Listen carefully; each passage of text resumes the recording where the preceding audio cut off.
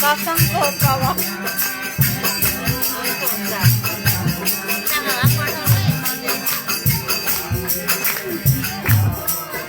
सत्सङ्ग नगरेको प्रभाव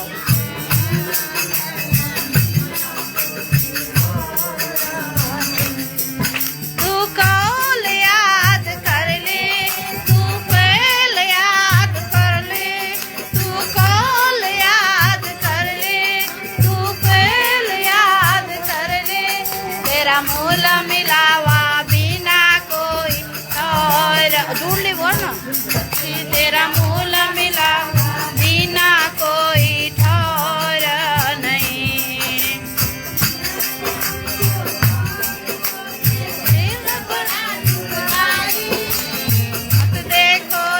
मत देखो बार बार समझाई पिया ने हमको कहा मत देखो ये बार बार समझाई रोका बिल्कुल नहीं सोचा हमें 3 बार रोका हमने बिल्कुल नहीं सोचा ये जवाब देने वाले कोई और नहीं सके तेरा मूल मिलावा बिना कोई और नहीं तू कौल याद कर ले तू फैल याद कर ले तू कौल याद कर ले तू फैल याद कर ले तेरा मूल मिलावा बिना कोई और नहीं सकी तेरा मूल मिलावा बिना कोई और नहीं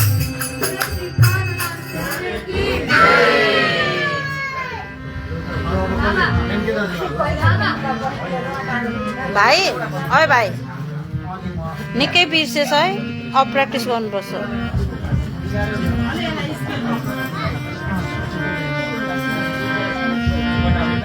बोले कृष्ण कन्हैया लाल की जय सिंहासन विराजी जुगलदेवी राजीश्यामजी साथै 108 मनोदासजीको स्मरण गर्दै आज हामी भनौँ मण्डली गरेको 1 वर्ष लगभग पुगेको महसुस गरेँ मैले किनकि मार्च 1 तारिक 25 को मार्च 1 तारिक हामीले मण्डली गरेको रहेछ त्यहाँबाट आएर हिजोअस्ति विनोद दाजुहरूकोमा गऱ्यो भने आज हामी फेरि यसरी नै हाम्रो अति प्रिय भाइ दिलीप आचार्यको घरमा नयाँ निर्मित घरमा आइपुगेका छौँ र उहाँलाई म लगायत सम्पूर्ण धर्मप्रेमी शुद्ध साथीकोबाट बधाई दिँदै उहाँलाई खाजामालाले अर्पण गरिदिनुहुन्छ भने म हाम्रा अध्यक्षज्यूले त्योलाई अघि निम्ताउँछु भने दिलीप शर्मा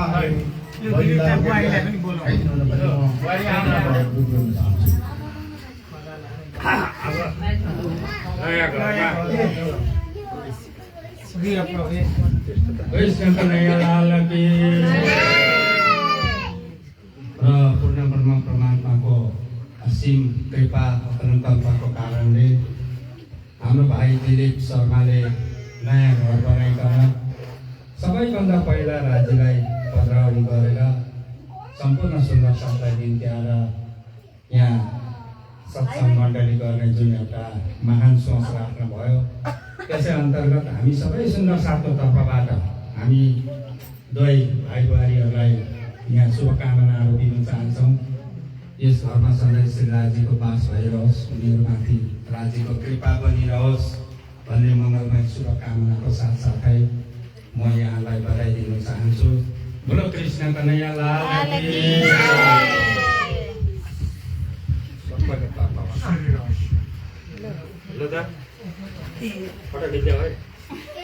म त लाइभ गर्दैछु है, लाइभ चल्दैछ। ल धेरै धेरै बधाई।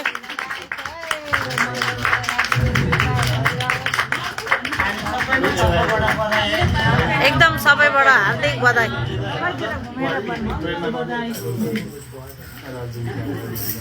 म चाहिँ लाइभ गर्दैछु, फोटो खिच्नु पाइनँ है।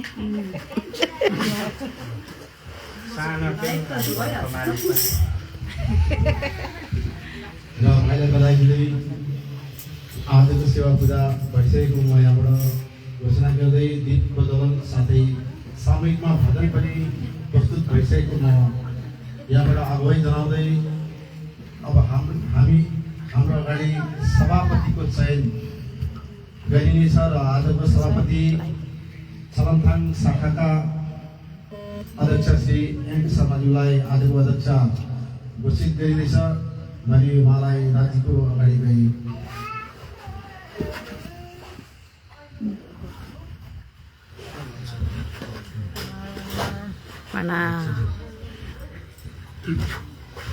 यसरी नै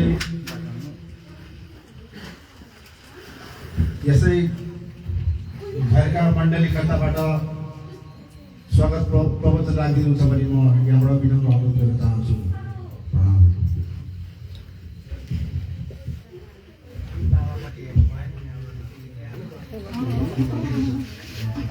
के बाबुटी हेर्दैछ क्या त्यसले। सच्चिदानंद गुरुदेव की श्री प्राणनाथ निजमूलपति श्री मेहराज सुना दामी आयो गायक। तेज कुंवरी श्याम जुगल को पल पल घुँडा दुख्नु थाल्यो, आवाज आएन। तार छुट्यो क्या? तार छुट्यो क्या?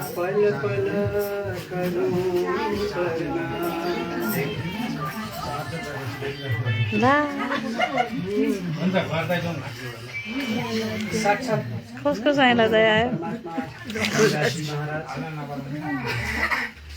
ज्ञान प्रतिमूर्ति सागर जी श्री 108 नन्ददास महाराज र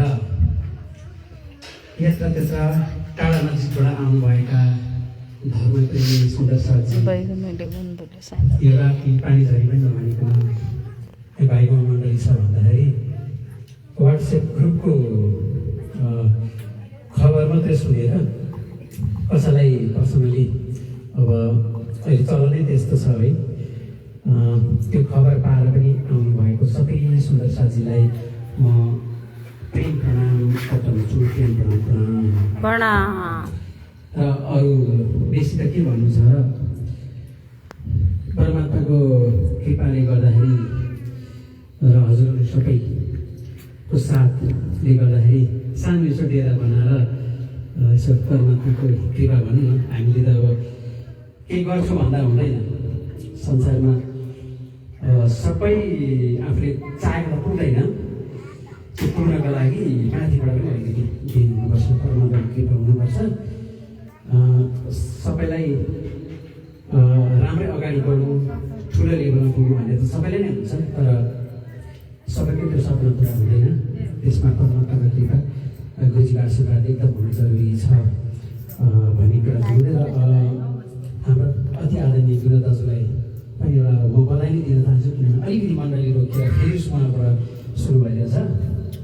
सुरु त उहाँबाट भएकै हो, र उहाँलाई पनि म बधाई दिँदै एकदमै नानीहरू आज सानो सानो नानीहरू भेला हुनुभएको छ र सबै सुन्दर साथीलाई प्रेम प्रणाम गर्दछु। र यहाँदेखि उताको मण्डली जुन छ यसरी नै सुचारू रूपले चलेर है कन्टिन्यू जाओस् र नानीहरूलाई भजनहरूदेखि लिएर कतिवटा कुरा प्रवचनमा पनि फेरि हाम्रो यहाँ अति आदरणीय त्यससँग सल्लाह गरेर प्रवचनको पालो पनि अनि भजन गायनदेखि लिएर भजनदेखि लिएर सबै कुरोमा पालो गर्दै अगाडि बढौँ भन्दै एकपल्ट फेरि सबै सुन्दर साथीलाई यहाँनिर उपस्थित भइदिनु भएकोमा धेरै धेरै धन्यवाद र करबद्ध चरण कमलमा प्रेम प्रणाम टक्राउँदछु। प्रणाम। प्रणाम।